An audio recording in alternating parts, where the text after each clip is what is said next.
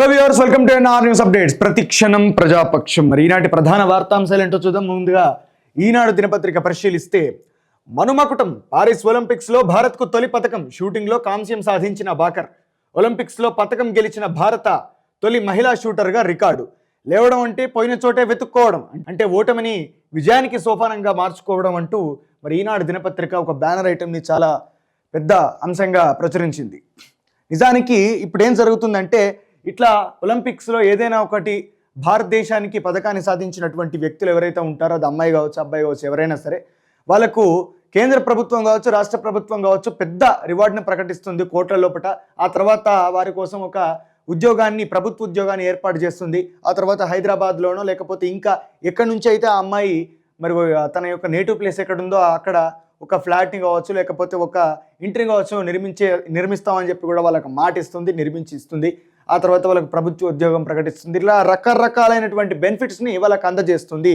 కోట్ల లోపల ప్రజాధనాన్ని పూర్తిగా సర్వనాశనం చేసే పరిస్థితికి తీసుకొచ్చే ప్రయత్నం చేస్తారు ఇలాంటి ఆటల్లో గెలిచినటువంటి వ్యక్తుల కోసం.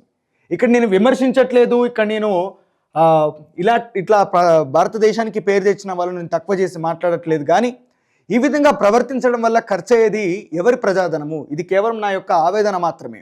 ఇట్లా చాలామంది ప్రతి సంవత్సరము ఈ ఒలింపిక్స్లో గెలిచినటువంటి ప్రతి వ్యక్తి కూడా కోట్ల వాళ్ళ కోసం ఖర్చు చేయడము, ఆ తర్వాత చాలామంది ఆటగాళ్ళు కావచ్చు, చాలామంది సెలబ్రిటీస్ కావచ్చు, చాలామంది వివిధ కంపెనీలు వాళ్ళని చాలా రకాలైన అడ్వర్టైజ్మెంట్స్ కోసం వాడుకోవడము, ఆ తర్వాత కోట్లలో ఇంకా వాళ్ళు సంపాదించడము, ఈ రకమైనటువంటి పరిస్థితికి తీసుకొచ్చినటువంటి నేపథ్యంలో ఎంత ప్రజాధనం ఖర్చు అవుతా ఉంది. భారతదేశంలో ఇట్లా మెరిట్ సాధించేటటువంటి విద్యార్థులు చాలా రంగాల్లో చాలామంది ఉన్నారు. వాళ్ళందరి కోసం ఎందుకు ఖర్చు పెట్టరు మీరు? వాళ్ళందరికీ ఒక కాంపిటేటివ్ ఎగ్జామ్ లాంటిది పెట్టి మెరిట్ సాధించినటువంటి స్టూడెంట్స్కి కావచ్చు, లేకపోతే నిజంగా ఇట్లాంటి ఆటల మీద ఆసక్తి కలిగినటువంటి వ్యక్తులకు ఒక కాంపిటీషన్ నిర్వహించి మరి వివిధ రంగాలైనటువంటి స్పోర్ట్స్ లోపల మరి వాళ్ళకు కూడా ప్రోత్సాహకంగా మీరు ఏదైనా సరే కోట్లలో అవసరం లేదు, లక్షల్లోనో వేలల్లోనో రివార్డ్ ఇస్తే వాళ్ళకి చాలా ప్రోత్సాహకంగా ఉంటుంది కదా. అట్లాంటివి ప్రభుత్వం అధికారికంగా నిర్వహించవచ్చు కదా. వాటిని ఎందుకు ఏర్పాటు చేయరు? కేవలం బీసీసీఐ బోర్డు ద్వారా క్రికెట్ మాత్రం నిర్వహిస్తారు. క్రికెట్ వల్ల ఎంత నష్టం జరుగుతుంది? క్రికెట్ వల్ల కొన్ని వేల కోట్ల ప్రజాధనము ఈరోజు పందికొక్కుల పాలవడమే కాకుండా ప్రభుత్వ ఖజానాకు సంబంధించినటువంటి మరి 1500 కోట్లు, 5000 కోట్లు, 10,000 కోట్లు బీసీసీఐకి ఖర్చు పెట్టాల్సినటువంటి పరిస్థితి వస్తుంది. ప్రభుత్వాలు దాన్ని అధికారికంగా తీసుకుంటా ఉన్నాయి, ప్రజాధనాన్ని ఖర్చు పెడతా ఉన్నాయి బీసీసీఐ కోసం. కొన్ని లక్షల కోట్ల ప్రజాధనం అనేది ఈరోజు బెట్టింగ్ల రూపంలో కొంతమంది దుర్మార్గుల పాలు అవ్వడం జరుగుతూ ఉంది. అది మనం చూస్తున్నాం ప్రతిరోజు. ఈ క్రికెట్ ఆట వల్ల ఇది కామన్వెల్త్ గేమ్స్లో ఒక భాగంగా లేనటువంటి ఈ ఆట, దీన్ని పూర్తిగా మనం ప్రోత్సహించడం ద్వారా కొన్ని వేల కోట్ల ప్రజాధనం నష్టమవుతా ఉంది. చాలామంది విద్యార్థులు, యువకులు వాటి మీద బెట్టింగ్ చేసి ఆత్మహత్యలు చేసుకునేటటువంటి పరిస్థితికి ఏర్పడతా ఉంది. చాలా ఇళ్ల లోపలికి వచ్చి దుర్మార్గులు గొడవలు చేసేటటువంటి పరిస్థితి, వాళ్ళ కాళ్ళరెక్కలు ఇరగొట్టడము, కిడ్నీలు అమ్ముకోవడము, బెట్టింగ్ల ద్వారా రకరకాలైనటువంటి గొడవలు జరగడం అనేది ఈరోజు మనం చూస్తూ ఉన్నాం. ఈరోజు కేవలం ఆడేటటువంటి ఆటగాళ్ళు దేశానికి ఏమైనా సేవ చేస్తున్నారా అంటే కోట్ల లోపల విరాళం తీసుకుంటున్నారు. ఎవరి సొమ్ము అదంతా? కోట్ల లోపల బెట్టింగ్ జరుగుతూ ఉంది. ఎంత నష్టం జరుగుతూ ఉంది ఈ యొక్క ఆట ద్వారా? పోనీ అసలు క్రికెట్ ఆట లోపట, క్రికెట్ ఆడేటటువంటి జట్ల లోపట అసలు ఈరోజు ప్రభుత్వం అనేది కేవలం అందులో ఉన్నటువంటి వ్యక్తులందరూ కూడా అగ్రవర్ణాలకు చెందినటువంటి వ్యక్తులే. కానీ మరి ఎంతోమంది ఈరోజు డిస్ట్రిక్ట్ లెవెల్ దాకా, స్టేట్ లెవెల్ దాకా ఆడిచ్చినటువంటి ఆటగాళ్ళు, జిల్లా పరిషత్ స్కూల్ స్థాయి నుంచి మొదలు పెడితే పెద్ద పెద్ద పీజీ కాలేజీల వరకు ఆడేటటువంటి ఆటగాళ్ళు, టోర్నమెంట్లలో మరి గెలిచినటువంటి ఎంతోమంది ఆటగాళ్ళు చాలామంది ఉన్నారు. వాళ్ళు ఎవ్వరికి కూడా మరి అవకాశం ఇచ్చినటువంటి పరిస్థితి లేదు. కేవలం అగ్రవర్ణాలకు సంబంధించినటువంటి వ్యక్తులకు, కేవలం బాగా బలిసినటువంటి వ్యక్తులకు, కేవలం కమిట్మెంట్ ఇచ్చేటటువంటి వ్యక్తులకు మాత్రమే ఈరోజు మరి క్రికెట్లో వాళ్ళని భాగస్వామ్యం చేస్తూ ఉన్నారు. వాళ్ళు మాత్రమే ఈరోజు ఎదుగుతూ ఉన్నారు. పేద వర్గాల నుంచి క్రికెట్లో మరి బీసీసీఐ అధికారికంగా, ప్రభుత్వం అధికారికంగా వాటి కోసం ఖర్చు పెట్టినప్పుడు మరి అందులో ఎందుకు పేద వర్గాలకు అవకాశం లేకుండా పోతా ఉంది? నిజమైనటువంటి ఆటగాళ్ళకు అందులో ఎందుకు అవకాశం లేకుండా పోతా ఉంది? దాని గురించి ఎప్పుడైనా ఆటను చూసేవాళ్ళు కావచ్చు, ఆడేవాళ్ళు కావచ్చు, ఎందుకైనా ఆలోచించారా? ఎప్పుడన్నా ఆలోచించారా? వాళ్ళ మీద అభిమానం పెంచుకుంటారా మీరు? కాస్తైనా బుర్ర పెట్టి ఆలోచించాలి కదా, కొద్దిగా నన్ను ఆలోచన ఉండాలి కదా. మీ ప్రజాధనము మీరు కష్టపడి సంపాదించినటువంటి ధనంలోకి వెళ్ళి ఈరోజు ఇట్లాంటి దుర్మార్గమైనటువంటి ఆటలకు ప్రభుత్వాలు ఖర్చు పెడుతూ మరి ధనాన్ని పూర్తిగా సర్వనాశనం చేస్తుంటే, ఖజానాను ఖాళీ చేస్తుంటే, ఇచ్చినటువంటి హామీలను నెరవేర్చడానికి, విద్యకు వైద్యకు ఖర్చు పెట్టడానికి మా దగ్గర డబ్బు లేవని చెప్తా ఉంటే, ఈరోజు వాటి కోసము ఇష్టం వచ్చినట్టు ఖర్చు పెడతా ఉంటే ఇవి అవసరమా అని చెప్పి అడిగేటటువంటి బాధ్యత మనకు తప్పకుండా ఉండాలి. జిఎస్టీ కుంభకోణంలో సోమేష్పై కేసు, వాణిజ్య పన్నుల శాఖ ఫిర్యాదుతో సిసిఎస్లో నమోదు. ఎఫ్ఐఆర్లో 5వ నిందితుడిగా పేరు. అక్రమాలకు స్పెషల్ ఇనిషియేటివ్స్ వాట్సాప్ గ్రూప్ ఏర్పాటు చేసుకున్నట్లు వెల్లడి. వాట్సాప్ గ్రూప్ ద్వారా మరి ఈ విధంగా సోమేష్ కుమార్ గారు గత ప్రభుత్వంలో ప్రభుత్వ ప్రధాన కార్యదర్శిగా పనిచేసినటువంటి ఈ యొక్క సోమేష్ కుమార్ గారు మరి ఈ ఇన్కమ్ ట్యాక్స్ని ఎగ్గొట్టేటటువంటి విషయంలో చాలామందికి సహకారం అందించినట్లుగా మరి ఇక్కడ సిసిఎస్లో అధికారులు గుర్తించడం జరిగింది. ఈ విధంగా కేసు నమోదు చేసి ఆయన మీద ఛార్జ్షీట్ ఫైల్ చేసి ఇప్పుడు ఆయన మీద దర్యాప్తు కూడా ప్రభుత్వం ఆదేశించడం జరిగింది. అంటే ఇట్లా రకంగా రాజకీయ నాయకులు ఏ రకంగా ఎంత దారుణంగా మరి అధికారుల సహాయంతో ఇట్లా ఇన్కమ్ ట్యాక్స్ని ఎగ్గొడుతూ అవినీతి సొమ్మును వాళ్ళ యొక్క ఖజానాలలో దాచుకుంటున్నారు అనే విషయాన్ని ఇక్కడ మనం ఈ యొక్క సోమేష్ కుమార్ గారిని చూస్తే చాలా స్పష్టంగా అర్థమవుతుంది. ఇట్లాంటి అక్రమాలు, అన్యాయాలు ఇంకెన్ని బయటపడబోతూ ఉన్నాయో మరి రేవంత్ రెడ్డి గారి యొక్క ప్రభుత్వం ఈ విధంగా జరిగినటువంటి తప్పులను, జరిగినటువంటి అన్యాయాన్ని బయటికి తీసే ప్రయత్నం చేయడం నిజంగా చాలా రాష్ట్రానికి ప్రయోజనకరంగా ఉంటుంది. కాబట్టి చాలా గొప్ప అంశంగా దీన్ని ఒక సుమోటోగా తీసుకొని దీన్ని డెఫినెట్గా చాలా మంచి పని చేస్తూ ఉన్నారు. కానీ అదే క్రమంలో మీ ప్రభుత్వం ఏదైనా తారుమారు చేసినా, కింది మీద చేసినా మాత్రం ప్రజలు ఇంతకంటే దారుణమైనటువంటి దెబ్బకొట్టే పరిస్థితులు ఏర్పడతాయి. రేవంత్ రెడ్డి గారు జాగ్రత్త. నెలాఖరులోగా 1,50,000 లోపు రుణమాఫీ, ఆగస్టులో 2 లక్షల లోపు మాఫీ ప్రక్రియ పూర్తి చేస్తాం. 2014లో సీఎం అభ్యర్థిగా జైపాల్ రెడ్డి పేరు ప్రకటించి ఉంటే కాంగ్రెస్ అధికారంలోకి వచ్చేది. ముఖ్యమంత్రి రేవంత్ రెడ్డి కల్వకుర్తిలో జైపాల్ రెడ్డి విగ్రహావిష్కరణ.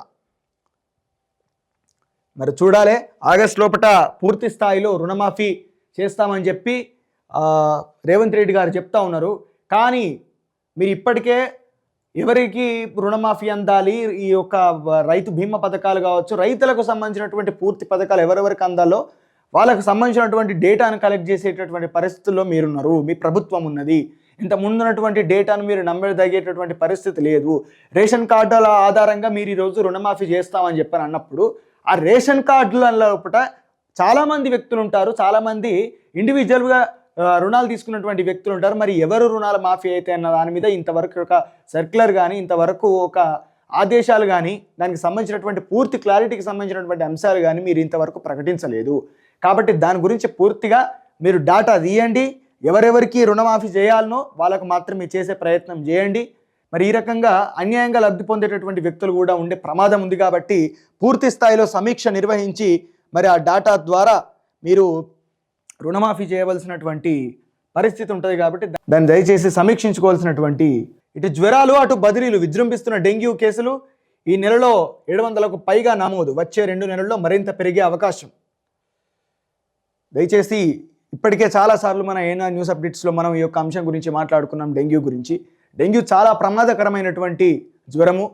మరి ఈ వ్యాధి వచ్చిన వాళ్ళు ఎట్టి పరిస్థితుల్లో కూడా మీరు నిర్లక్ష్యం చేయడానికి వీల్లేదు. దయచేసి త్వరగా డాక్టర్ని సంప్రదించి తగినటువంటి ఆరోగ్యపరమైనటువంటి చర్యలు తీసుకుంటే మాత్రమే మన యొక్క ప్రాణాలకు ఏ విధమైనటువంటి ముప్పు వాటిల్లకుండా ఉంటుంది.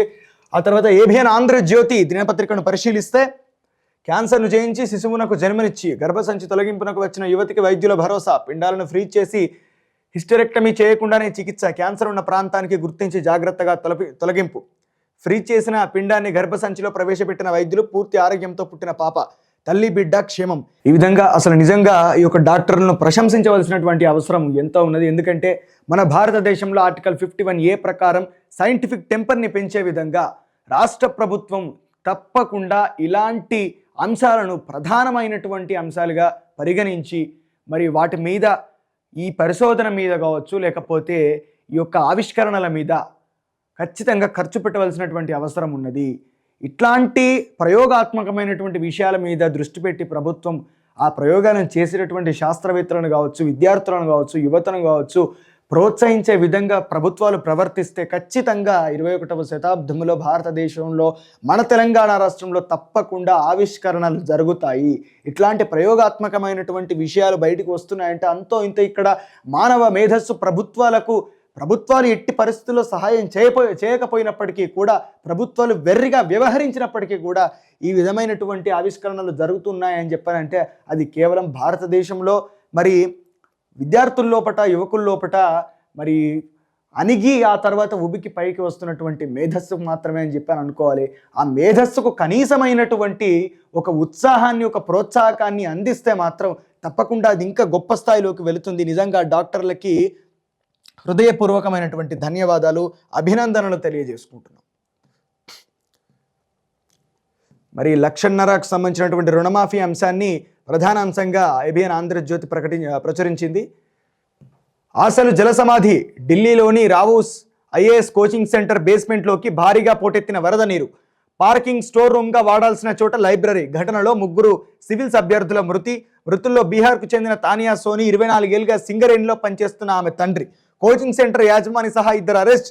సోని మృతిపై సీఎం రేవంత్ కిషన్ రెడ్డి దిగ్భ్రాంతి, వ్యవస్థల వైఫల్యం వల్లే ఈ దారుణం. రాహుల్ గాంధీ నిజంగా ఢిల్లీలో ఈ విధమైనటువంటి నిర్లక్ష్యపు ధోరణి, ఆ వైఖరిని ప్రదర్శించినటువంటి ఆ ప్రైవేట్ ఐఏఎస్ కోచింగ్ సెంటర్ ఏదైతే ఉందో వాళ్ళ మీద పోలీసులు ఆల్రెడీ చర్యలు తీసుకున్నారు, కానీ కఠినంగా వాళ్ళని శిక్షించవలసినటువంటి అవసరం ఎంతో ఉంది. ఎందుకంటే ఈ 3 యొక్క ప్రాణాలు చాలా దారుణంగా, అన్యాయంగా తీసినటువంటి వ్యక్తులు వాళ్ళు.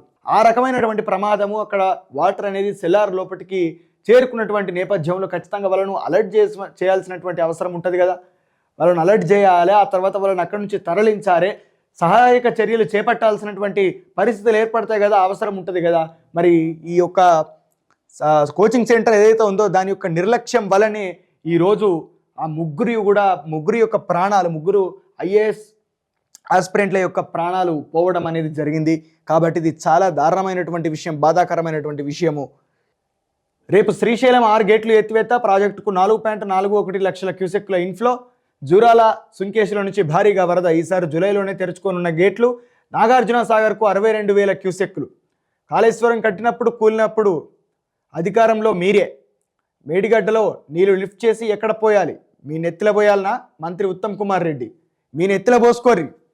ఇది ఇంతకుముందు కాళేశ్వరంలో లిఫ్ట్ ఇరిగేషన్ ప్రాజెక్టులు పనిచేయలేదా, అక్కడ ఎత్తిపోయలేదా?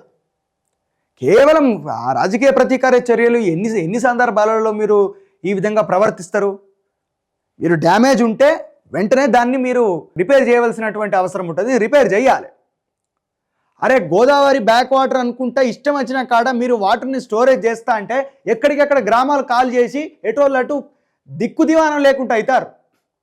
మీరు ఈ విధంగా ప్రవర్తిస్తే, మీరు ఈ విధంగా విమర్శలు చేసుకుంటుంటేనే కూర్చుంటే అక్కడ ప్రజల యొక్క పరిస్థితి ఏంది? కాళేశ్వరం ప్రాజెక్టు కట్టంగా, మిగతా ప్రాజెక్టులు అన్నీ కట్టంగా బ్యాక్ వాటర్ ఎక్కడ పడితే అక్కడ స్టోరేజ్ అవుతాయి. చాలా వాటిలో అటు కోట్లింగాలని అయితే గ్రామం కాల్ చేసుడు అయింది. ఇక్కడ కింద మిడ్ మ్యానర్ కింద వేములవాడ పోతాండి, ఇంకొక గ్రామం బాయే. ఇట్లా రకరకాలైనటువంటి సమస్యలతోటి ప్రజలుంటే మీరు విమర్శలు చేసుకోవడానికి దీని టైంని కేటాయిస్తే ఎట్లా? నేను ఎత్తుల పోయినా, వాడిని ఎత్తుల పోయినా, ఎవరిని ఎత్తుల పోతారా? ఎత్తుల పోసుడు కాదు, ఫస్ట్ మీరు ఈ బ్యాక్ వాటర్ని తరలించే ప్రయత్నం చేయండి. ఆ తర్వాత అక్కడ ఉన్నటువంటి పునరావాస కేంద్రాలకు చాలామందికి ఇంతవరకు కూడా న్యాయం జరిగినటువంటి పరిస్థితి లేదు. వాళ్ళందరినీ గుర్తించి వాళ్ళకు న్యాయం చేయరు ఫస్ట్. ఇవి ఈనాటి ప్రధాన వార్తాంశాలు. ఇలాంటి న్యూస్ కోసం లైక్ చేయండి, షేర్ చేయండి, సబ్స్క్రైబ్ చేయండి. Stay tune to ANR news updates, ప్రతిక్షణం ప్రజాపక్షం. Thank you.